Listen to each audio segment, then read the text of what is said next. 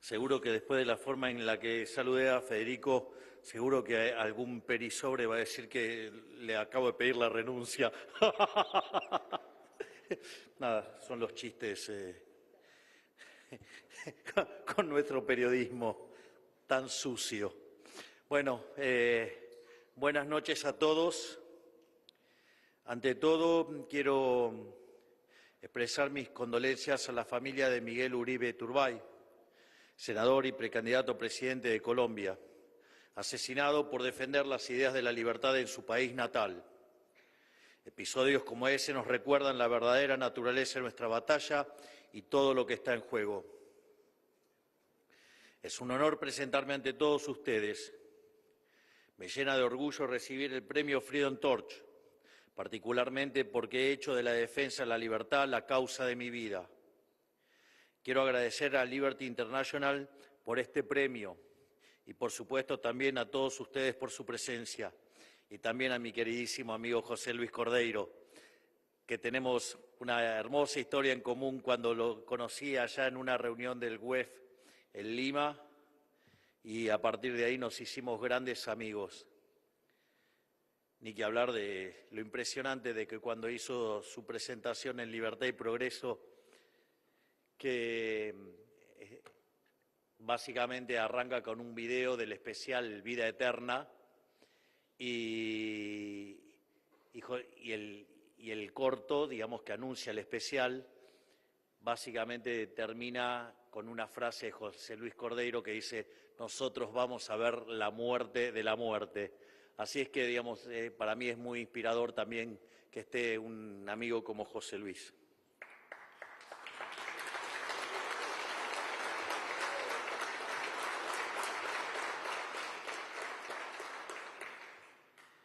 He dicho en varias ocasiones que los argentinos somos como profetas de un futuro distópico. Nuestro país ha sido el laboratorio del colectivismo durante un siglo y puede tomarse como caso de estudio de las consecuencias de la aplicación sostenida del intervencionismo económico y social. Y la verdad es que es lindo hacer esta reflexión en este momento, teniendo a uno de los gigantes que tengo como ministro, el honor que tengo de tener como ministro al doctor Federico Sturzenegger, que para mí es un verdadero honor, un placer tenerlo dentro del equipo y que junto al equipo enorme que tenemos estamos haciendo la transformación más grande de la historia argentina, ya que si lo tomamos por articulado... Ah, está Diego querido, ¿cómo estás? Está el queridísimo Diego Recalde.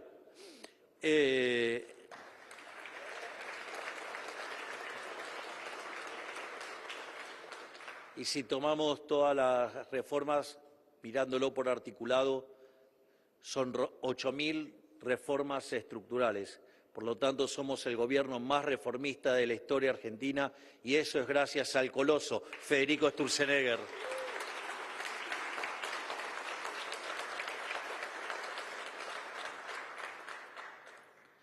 Tras haber alcanzado una época dorada a principios del siglo XX, la República Argentina fue víctima de una nueva clase política que hizo de la justicia social su bandera. Durante un siglo sometieron a la población a un proceso gradual de empobrecimiento marcado por episodios dramáticos de crisis, estallidos sociales e hiperinflaciones. Sobre el tema de la justicia social,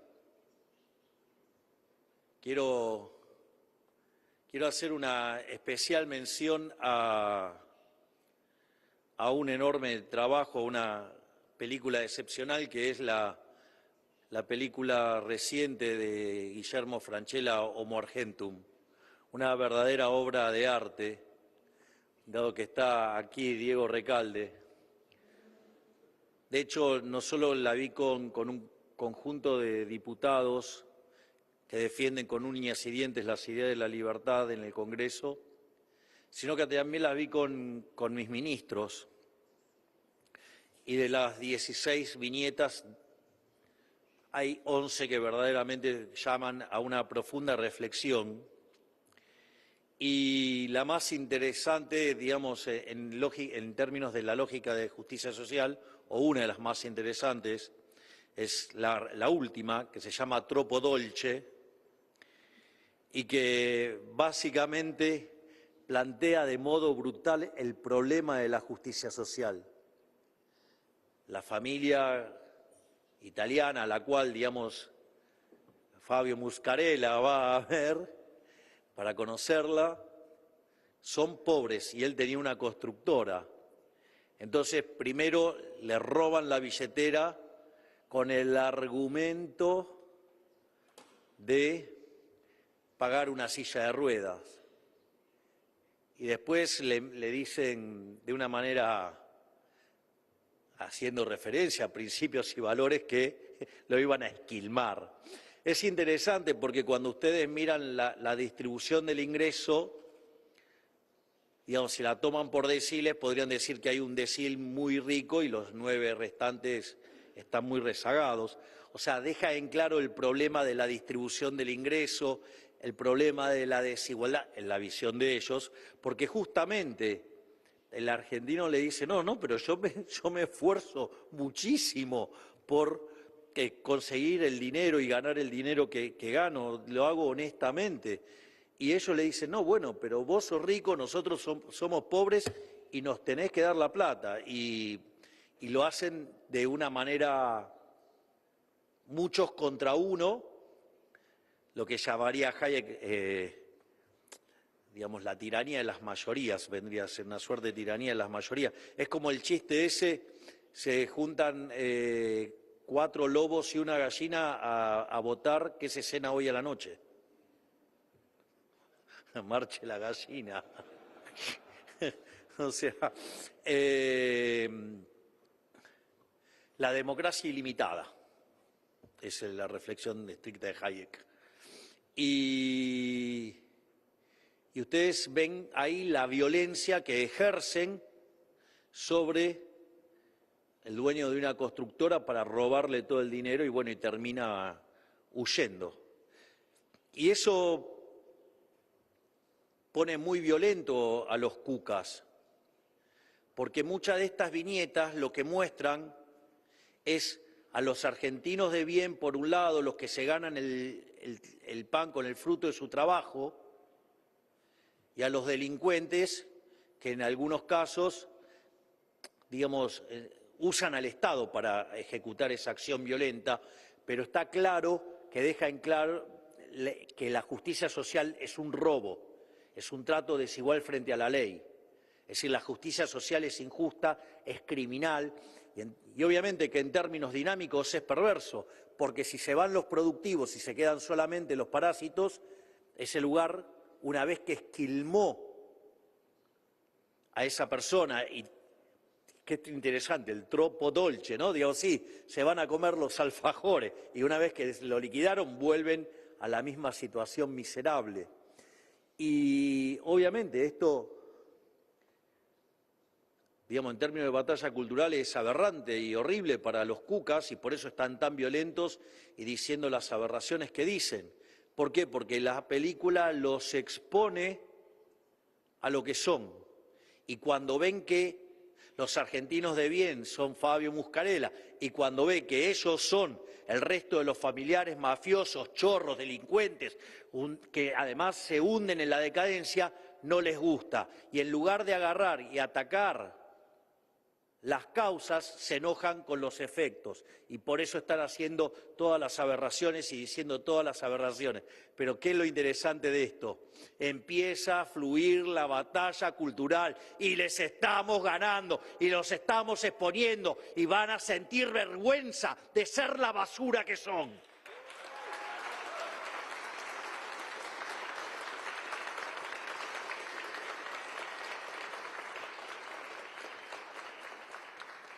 A su vez también hablé de la herencia inflacionaria. Y así fue que en diciembre de 2023 recibimos un país al borde de la peor crisis de la historia. La verdad es que se combinaba el desequilibrio monetario previo al Rodrigazo, era el doble, la verdad. Teníamos una situación en el Banco Central peor que la que había a inicios de 1989, en la previa de la hiperinflación de Alfonsín, y teníamos también indicadores sociales peores que los del 2001. O sea, esa fue la herencia que tuvimos. Y en materia de inflación, la tasa de inflación interanual estaba en el orden del 250% y además se venía acelerando.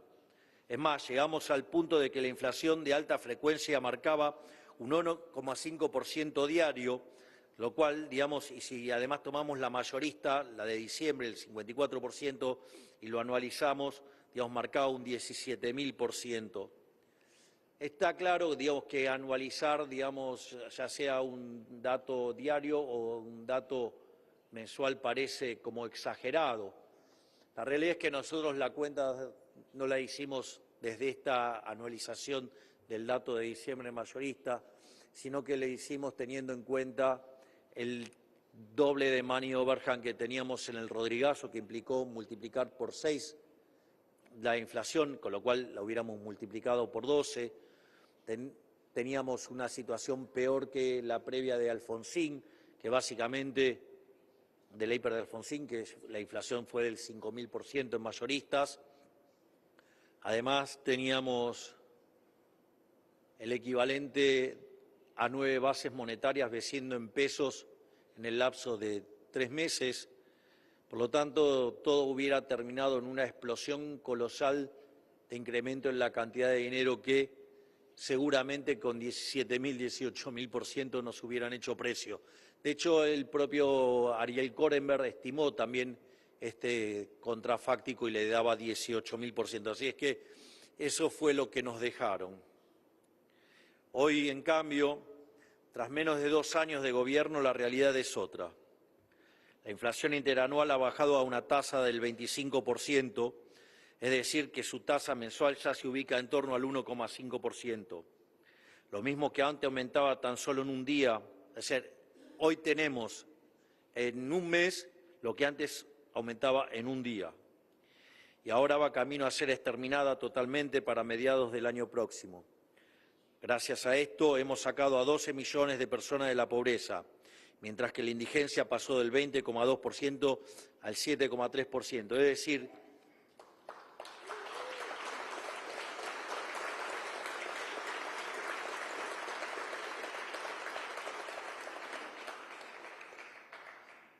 para ponerlo en números, y esos que hablan de la gente no llega a fin de mes, bueno, si la gente no le alcanzaba para comer, hoy hay 6 millones más de argentinos que sí les alcanza para comer, les duela o no les duela a los cucarachos que viven cuestionando todo.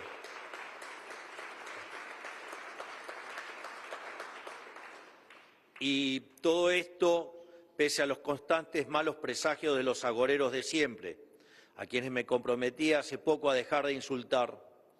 Ellos se cansaron de decir que estábamos bajando la inflación a costa de inducir una recesión, cuando en realidad nuestro PBI llevaba 3 trimestres consecutivos al alza, con un crecimiento interanual del 5,8%. Esto también es muy interesante porque primero dijeron que no íbamos a poder bajar la inflación, que iba a quedar estacionada en el 30%. Es más, me acuerdo que había un piccolo imbécil, un piccolo imbecile, ¿sí?, que decía que si hacíamos todo bien íbamos a tener 400% de inflación anual. Y además, o sea, todo el tiempo decía que hacíamos todo mal. Así que parece que le pifió por un poquito, el piccolo imbécile. No porque sea poco imbécil, sino porque es chiquitito. Intelectualmente seguro.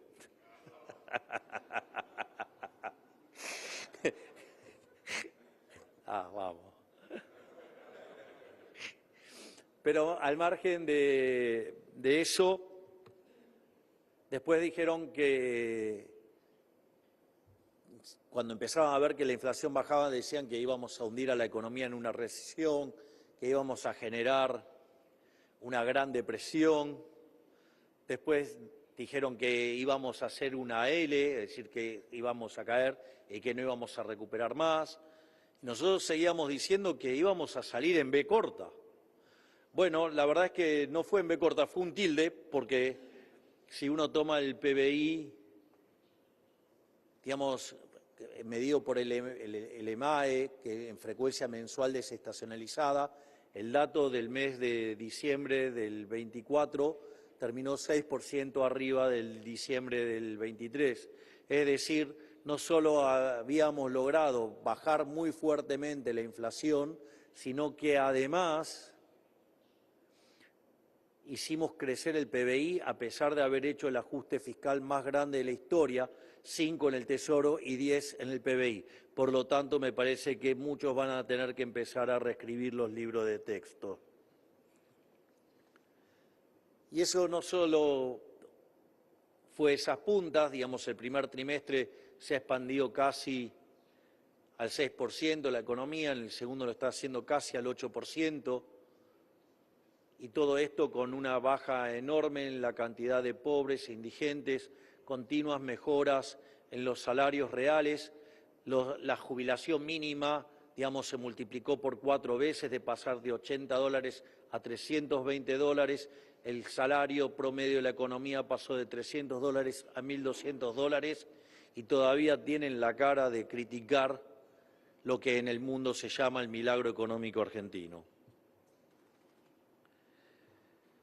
Pero esto es tan solo un primer paso para cambiar de forma definitiva la realidad de los argentinos. Sabemos que todavía no hemos llegado a puerto, porque las condiciones eran tan desastrosas que el trabajo necesario para salir del pozo en el que estábamos lleva tiempo. Los primeros pasos en el sendero de la mejora son los más difíciles, porque aún cargamos con el peso de décadas de decisiones equivocadas. Por eso quiero agradecer de corazón el esfuerzo, el coraje y la paciencia con el que nos acompañan los millones de argentinos a lo largo de este proceso, aun cuando para muchos los frutos de este camino todavía no se vean. Sabemos lo que Argentina necesita, un intenso proceso de desregulación y libertad económica, que le quite a la sociedad la bota del Estado del cuello.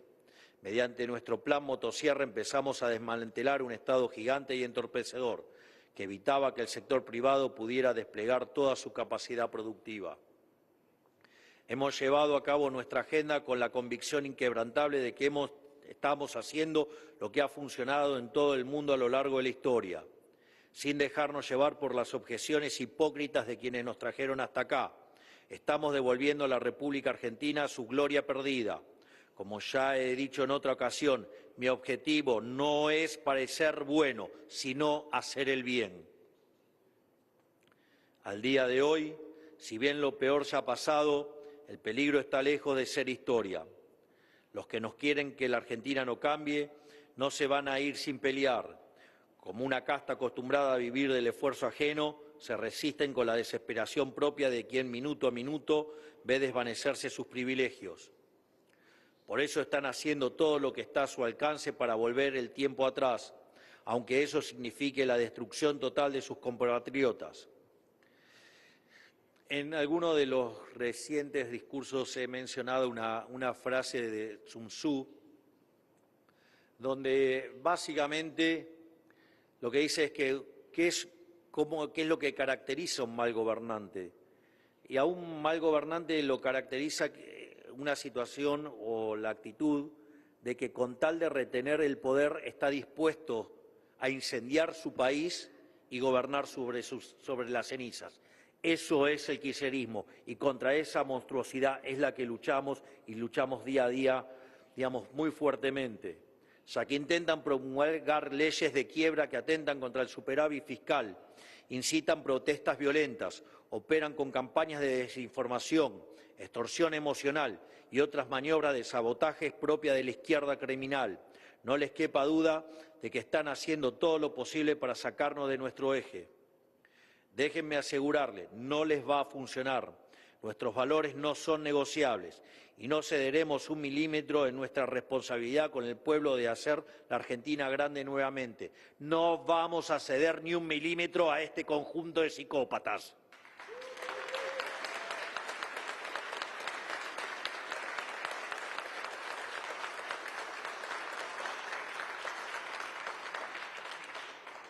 La República Argentina es, por lo tanto, un campo de batalla donde está en juego el futuro de millones de personas y donde se enfrentan dos modelos de país totalmente antagónicos. El primero es el que sufrimos toda nuestra vida, el modelo del Estado presente, encabezado por el kirchnerismo, su peor exponente y principal responsable de la profundización de nuestra decadencia durante las últimas 2 décadas. Un modelo de empobrecimiento y embrutecimiento sistemático que prácticamente deshizo el proceso civilizatorio que le siguió a la sanción de nuestra Constitución liberal. Un modelo que, de continuar, nos habría devuelto a un estado de absoluta barbarie. Un modelo enemigo de la producción que a lo largo y ancho del país asfixia al sector privado con impuestos absurdos. Por ejemplo, cuando la gente huye hacia la seguridad privada, el kirchnerismo pone un impuesto a la instalación de puestos de seguridad privada. En otras palabras, hacen que el Estado penalice al ciudadano por buscar por fuera del sector público la seguridad que éste no le brinda. Y eso sumado a otros impuestos realmente hilarantes como tasas para el patentamiento de animales, tasas para paseadores de ponis, el perro peligroso e incluso a los muñecos inflables publicitarios. ¿Qué país puede salir adelante con estas bestias? Quien encara este modelo mejor que nadie, como ya he dicho, es el kirchnerismo que hoy gobierna la provincia de Buenos Aires, una tierra de un enorme potencial que debería ser un paraíso, pero que han transformado en un infierno. Habiendo perdido las últimas elecciones y con su reputación en caída libre por haber dejado al país al borde del cataclismo, hoy se muestra en su versión más cínica y descarnada. Su única motivación es la de seguir viviendo del pagador de impuestos. El otro modelo es el que proponemos nosotros, el de las ideas de la libertad, el que nos transformó en potencia mundial y nos hizo uno de los países con un PBI per cápita comparable a cualquier país del primer mundo. Por eso, sistemáticamente, desde que ingresé en la política y en honor a mi querido mentor, profesor, nuestro máximo prócer de las ideas de la libertad, he repetido hasta el cansancio una de sus definiciones acerca del liberalismo, y es que nuestro modelo en el fondo es el liberalismo es el respeto irrestricto del proyecto del prójimo, basado en el principio de no agresión y en defensa del derecho a la vida, a la libertad y a la propiedad. Gracias, profesor Alberto Benes Galinchijo.